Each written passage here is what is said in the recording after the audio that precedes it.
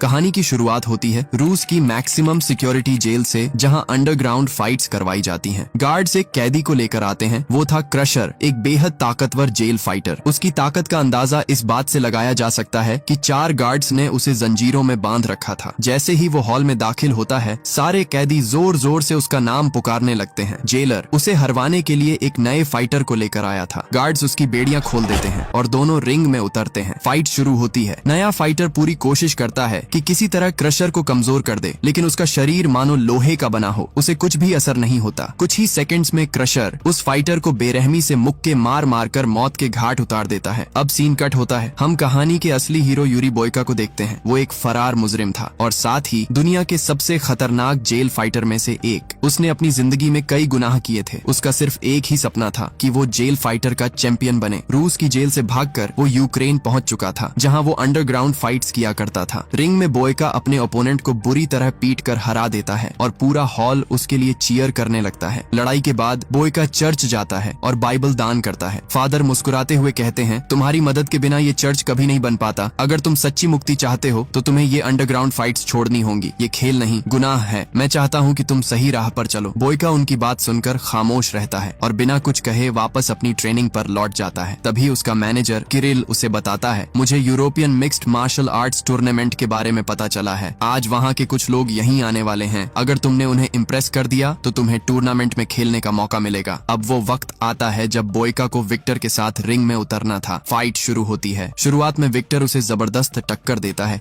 लेकिन आखिर में बोयका का जुनून और ताकत हावी हो जाते हैं। वो विक्टर के चेहरे पर जोरदार किक मारता है। विक्टर जमीन पर गिर जाता है। उसका माउथ गार्ड बाहर निकल जाता है। वो दोबारा उठकर हमला करने की कोशिश करता है, मगर बोयका के एक मुक्के से वो फिर नीचे जा गिरता है। बोयका उससे कहता है, give up Victor, it's over. लेकिन विक्टर गुस्से में फिर हमला करता है और इस बार बोयका के एक जबरदस्त पंच से वो बेहोश होकर गिर पड़ता है। बोयका जीत जाता है। चारों तरफ उसका नाम गूंजता है। टूर्नामेंट के एजेंट्स उसके पास आते हैं। 2 हफ्ते बाद टूर्नामेंट शुरू होगा। अगर तुम जीत गए तो तुम्हारी जिंदगी बदल जाएगी। किरिल उसे जीत के पैसे देता है। बोयका घर लौटने लगता है, लेकिन विक्टर को फाइट के दौरान गंभीर चोट आई थी। उसे अस्पताल ले जाया गया, लेकिन वो बच नहीं पाया। बोयका को ये बात अंदर से तोड़ देती है। रात भर उसे नींद नहीं आती। उसे फादर की बात याद आती है, अगर तुमने सही रास्ता नहीं चुना तो गॉड भी तुमसे नाराज हो जाएंगे। अगले दिन वो किरिल से पूछता है, विक्टर कैसा है? किरिल भारी मन से कहता है, उसके दिमाग पर गहरी चोट लगी थी, वो अब नहीं रहा, लेकिन तुम्हारा इसमें कोई कसूर नहीं। हर फाइटर जान दांव पर लगाकर ही रिंग में उतरता है। बोयका की आंखें भर आती हैं। वो पूछता है, क्या उसका कोई परिवार था? किरिल उसे विक्टर का बैग थमा देता है। बोयका बैग खोलता है। अंदर से उसे एक खत मिलता है जो विक्टर की वाइफ अल्मा ने लिखा था। खत पढ़ते ही बोयका का दिल टूट जाता है। उसे एहसास होता है कि उसने एक आदमी ही नहीं, एक पूरे परिवार को उजाड़ दिया। बोयका फैसला करता है कि वो अल्मा से मिलने रशिया जाएगा और किसी भी तरह अपनी गलती सुधारने की कोशिश करेगा। रूस में विक्टर का अंतिम संस्कार चल रहा था। बहुत से लोग वहाँ इकट्ठा हुए थे। शहर का सबसे बड़ा गुंडा जोराब भी वहाँ आया था। वो खामोशी से देख रहा था। उसके दिल में अल्मा के लिए एक अजीब सी दिलचस्पी जग चुकी थी। जोराब ने अल्मा के पास जाकर कहा, तुमने विक्टर के साथ मिलकर मुझसे बहुत पैसे उधार लिए थे। मुझे नहीं लगता कि तुम उसे चुका पाओगी। अगर तुम मेरी हो जाओ तो मैं तुम्हारी सारी परेशानियां दूर कर दूंगा। अल्मा ने कड़ी आवाज में जवाब दिया, मेरे पति के अंतिम संस्कार पर तुम ऐसी बातें कैसे कर सकते हो? क्या तुम्हें गॉड का थोड़ा सा भी खौफ नहीं? जोराब ने नरमी का नाटक किया, मैं बस तुम्हारी मदद करना चाहता हूँ। फिर वो वहाँ से चला गया। वहीं किरिल बोयका को नकली पासपोर्ट देता है। तुम्हें एक लोकल बस में बैठकर रशिया जाना होगा। बस बॉर्डर पार करके एक मिलिट्री चेक पॉइंट से होकर जाना है। वहाँ इंटरनेट नहीं होगा। अगर तुमने कोई गड़बड़ नहीं की तो किसी को तुम्हारी असलियत का पता नहीं चलेगा। बोयका नकली पहचान के साथ मिनी बस में बैठता है। चेक पॉइंट पर एक फौजी पूछताछ करता है। बोयका अपने फर्जी कागजात शांति से पेश कर देता है। फौजी को कोई शक नहीं होता और बोयका रशिया में पहुंच जाता है। वह होटल में अपना सामान रखकर खत में लिखे पते पर अल्मा से मिलने कम्युनिटी सेंटर जाता है। वहाँ कई अनाथ बच्चे थे। अल्मा उनका ख्याल रखा करती थी। अचानक जोराब के गुंडे आकर अल्मा को जबरदस्ती गाड़ी में बैठाकर ले जाते हैं। अल्मा जाते हुए एक पल के लिए बोयका को देखती है। बोयका कम्युनिटी सेंटर के गार्ड से पूछकर जोराब के अंडरग्राउंड फाइटिंग क्लब तक पहुंचता है। वहाँ अल्मा वेटर की तरह काम कर रही होती है। लोगों को शराब सर्व किया करती थी। अल्मा बोयका को देखकर चौंकती है। वो पूछती है, आप कौन हैं और आप मेरा पीछा क्यों कर रहे हैं? बोयका धीरे से विक्टर के बारे में बताना शुरू करता है, लेकिन तभी जोराब का सीनियर गार्ड स्लावा बीच में आ जाता है। स्लावा अल्मा को वहाँ से सुरक्षित निकालता है और बोयका को होटल के बाहर ले जाकर घेरता है। सीसीटीवी स्क्रीन पर जोराब बोयका को देख रहा था। उसने अपने गुंडों को हुक्म दिया, बोयका पर हमला करो। गुंडे टूट पड़े, पर बोयका ने एक एक करके उन्हें हरा दिया। स्लावा ने बंदूक निकालकर बोयका बोयका को डराने की कोशिश की। बोयका ने तेजी से बंदूक छीन ली और स्लावा को भी जमीन पर धकेल दिया। तभी जोराब खुद आया और बोला, तुम बहुत अच्छा लड़ते हो, यह मेरा क्लब है और मैं चाहता हूँ कि तुम मेरे लिए लड़ो। बोयका ने साफ कहा, मैं यहाँ लड़ने नहीं आया, मैं अल्मा से बात करने आया हूँ। जोराब ने कड़वाहट से कहा, मेरी इजाजत के बिना कोई अल्मा के पास नहीं जा सकता। मैंने इस शहर के साथ साथ उसे भी अपने कब्जे में ले लिया है। अगर तुम फिर उसके पास आए तो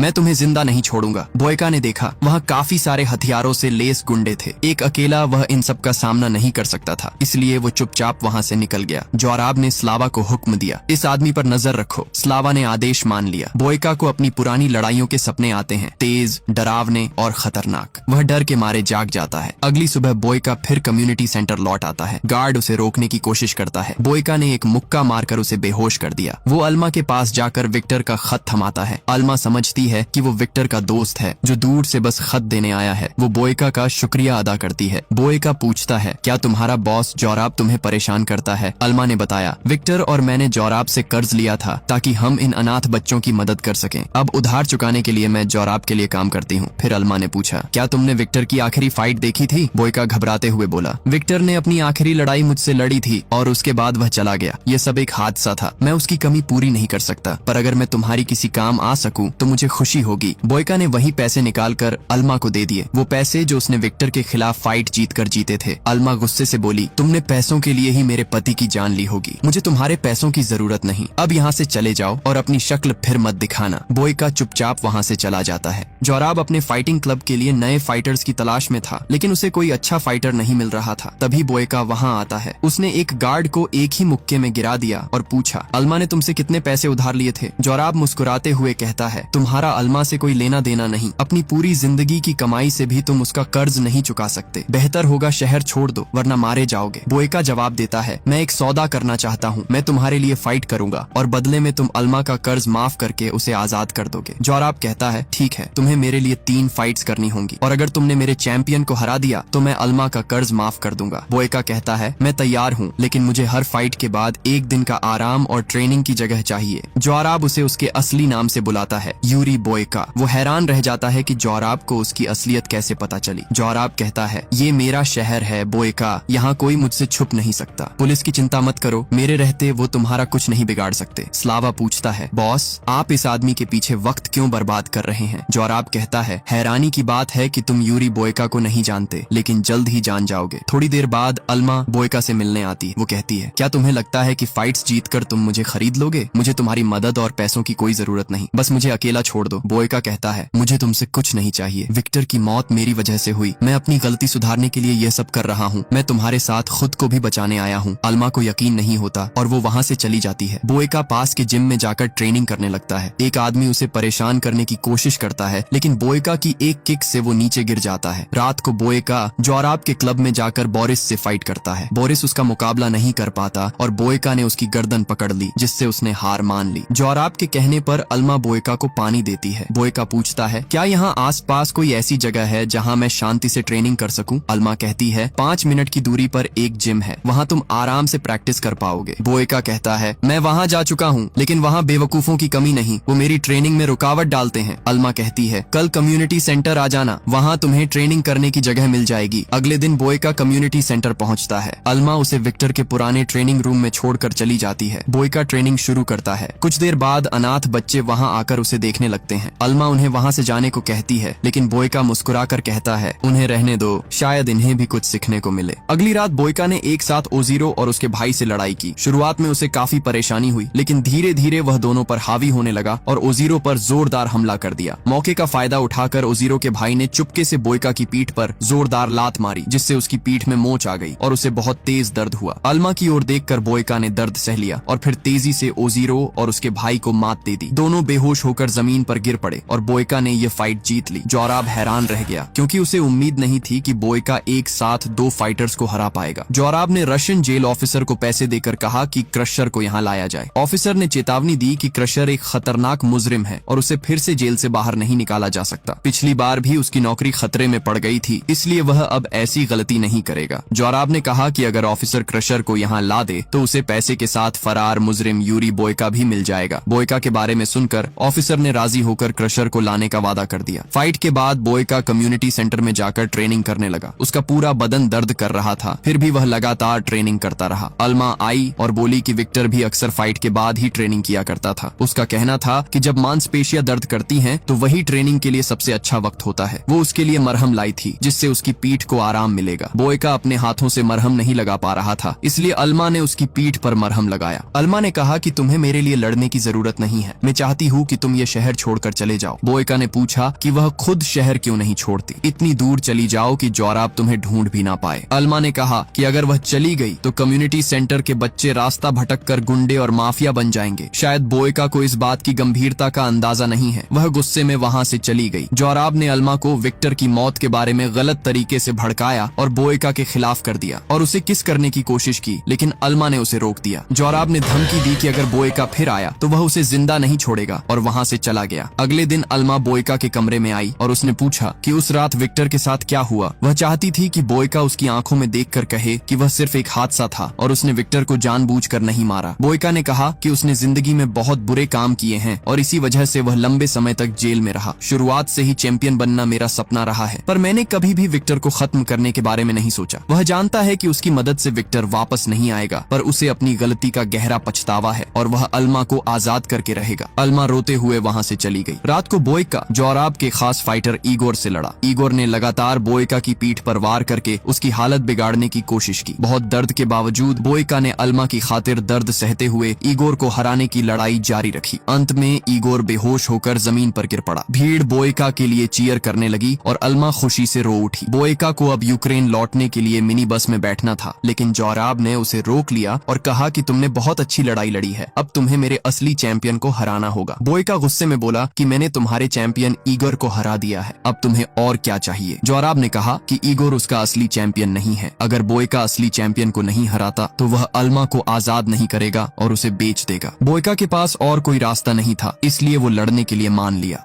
बोयका को अपने मैनेजर का फोन आता है। वो कहता है, अगर तुम 10 बजे वाली बस में बैठकर रशिया नहीं आए तो यूरोपियन टूर्नामेंट में हिस्सा नहीं ले पाओगे। बोयका जवाब देता है, फिक्र मत करो, मैं वक्त पर पहुंच जाऊंगा। तभी जेल ऑफिसर क्रशर को लेकर क्लब में पहुंचता है। बोयका और क्रशर के बीच फाइट शुरू होती है। बोयका उस पर हमला करने की कोशिश करता है, लेकिन क्रशर का शरीर बहुत मजबूत था, उसे बोयका के वारों से कोई असर नहीं हुआ। क्रशर ने बोयका के चेहरे पर जोरदार मुक्के मारे, जिससे उसका माउथ गार्ड निकल गया और वह जमीन पर गिर गया। बोयका की हालत देखकर जोराब खुश हो गया, जबकि अल्मा घबरा रही थी। बोयका दोबारा उठ खड़ा हुआ और फिर से लड़ने लगा। क्रशर ने उसे उठाकर जमीन पर पटक दिया, लेकिन बोयका ने हार नहीं मानी। वह अल्मा की तरफ देखकर अपने दर्द को सहन करता रहा और पूरी ताकत से क्रशर पर हमला करने लगा। क्रशर अपने भारी शरीर की वजह से बोयका की तेजी से बच नहीं पाया और धीरे धीरे कमजोर पड़ने लगा। बोयका ने मौका देखकर क्रशर का एक हाथ और पैर तोड़ दिया और फिर उसे एक जोरदार लात मारकर रिंग से बाहर फेंक दिया। क्रशर बेहोश हो गया और बोयका ने लड़ाई जीत ली। जोराब ने स्लावा को पुलिस बुलाने के लिए कहा और खुद अल्मा को लेकर वहां से जाने लगा। बोयका उसे रोकने के लिए दौड़ा, लेकिन गार्ड्स ने उसे बेसबॉल बैट से बुरी तरह पीटा, जिससे उसकी हालत खराब हो गई। अल्मा यह देखकर जोर जोर से चिल्लाने लगी। उसकी आवाज सुनकर बोयका ने फिर से उठने की कोशिश की। उसने गार्ड्स से बैट छीन ली और उन्हें एक एक करके मार गिराया। स्लावा ने बोयका पर गोली चला दी, जिससे उसके कंधे और पैर में गोली लग गई, लेकिन बोयका ने पलटकर स्लावा के पैर में गोली मारी और उसे छत से नीचे गिरा दिया। जोराब अल्मा को जबरदस्ती लेकर जाने की कोशिश कर रहा था, तभी बोयका बंदूक लेकर वहां आ गया। जोराब ने अल्मा को मारने की धमकी देकर बोयका से बंदूक फेंकवा दी। वह बोला, तुम एक मामूली फाइटर हो, तुम अल्मा को कुछ नहीं दे सकते, बेहतर होगा कि इसका पीछा छोड़ दो। उसी पल अल्मा ने जोराब का हाथ काट लिया। बोयका ने मौका देखकर उस पर हमला किया, लेकिन जोराब ने उसके पेट में गोली मार दी। फिर भी बोयका ने हार नहीं मानी। उसने उसे पकड़कर जमीन पर गिरा दिया और उसकी गर्दन दबाकर उसे मार डाला। बोयका ने अल्मा की तरफ देखा और कहा, क्या तुम मुझे माफ कर सकती हो? लेकिन अल्मा ने कोई जवाब नहीं दिया। कुछ देर बाद पुलिस वहां पहुंची और बोयका को गिरफ्तार कर लिया। 6 महीने बाद अल्मा बोयका से मिलने जेल आई। उसे देखकर बोयका हैरान रह गया। उसने कहा, मुझे उम्मीद नहीं थी कि तुम मुझसे मिलने आओगी। खैर, कम्युनिटी सेंटर के बच्चे कैसे हैं? अल्मा मुस्कुराई और कुछ पेंटिंग्स दिखाते हुए बोली, बच्चों ने तुम्हारी तस्वीरें बनाई हैं। मुझे माफ कर दो, मैं पहले ही आना चाहती थी, लेकिन हिम्मत नहीं जुटा पाई। जब पहली बार तुम मेरे सामने आए, मुझे तुमसे नफरत थी, मगर फिर तुमने मुझे एहसास दिलाया कि इस दुनिया में अब भी अच्छाई बाकी है। आज मैं तुम्हारा शुक्रिया अदा करने आई हूँ। तुमने मुझे मेरी इज्जत और आजादी दोनों दोनों वापस दी और आज मैंने भी तुम्हें तुम्हारी गलती के लिए माफ कर दिया। बोयका की आंखों में सुकून था। पुलिस ऑफिसर उसे वापस ले गए। जेल में लौटकर वह फिर से अंडरग्राउंड फाइट्स में हिस्सा लेने लगा, लेकिन अब उसका मकसद सिर्फ जीतना नहीं था बल्कि खुद को सही साबित करना था। कभी कभी जिंदगी हमें ऐसे मुकाबलों में उतार देती है जहां जीत सिर्फ ताकत से नहीं बल्कि दिल से होती है। बोयका ने यही साबित किया कि गुनाहों के बोझ तले दबा इंसान भी अगर चाहे तो अपनी राह बदल सकता है। अगर आपको भी बोयका की ये कहानी छू गई हो तो चैनल को जरूर सब्सक्राइब करें।